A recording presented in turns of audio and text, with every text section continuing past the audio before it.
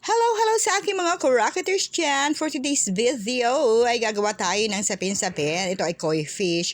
So madalang akong gumawa nito kasi mahirap itong, hindi na mahirap, kundi matagal lutuin kasi sobrang lalim niya kaya matagal siyang maluto. So ito, meron tayong hulmahan dito. So pinatong ko ito dun sa hindi ko na ginagamit na baking pan at kung may nakikita kang kalawang ay huwag yun ang pansin, hindi naman yun makaka-apekto kasi nilagay ko lang yan dyan para siya ay tumindig o tumayo o hindi siya mabuhay. So hindi yan lumalapat, so hindi yan makaka-apekto sa ating niluluto.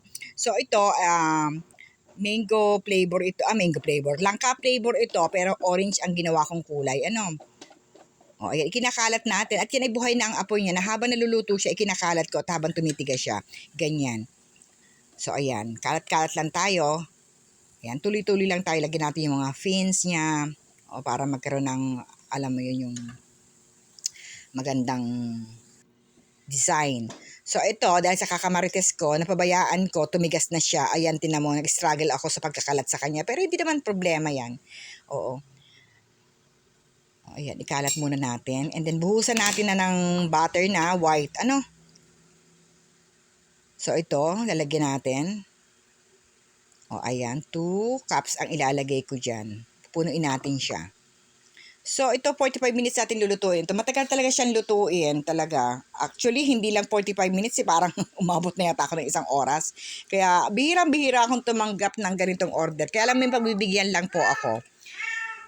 So, ayan, i-check na natin. Tutusukin natin ng stick. At kapag nag-come out siya na malinis, ay di yun ay luto na. O, ayan, luto na siya. Nakaisa na tayo. And then, proceed naman tayo sa another color o another flavor. Ubi flavor naman. Violet naman ang nilagay ko. At yan, ganun din. Same as sa nauna ang gagawin natin. So, pasensya na kayo kung hindi nakafocus yung camera kasi nagalaw ko yan, hindi ko napansin. So, ito na yung ating koi fish sapin-sapin na niluto.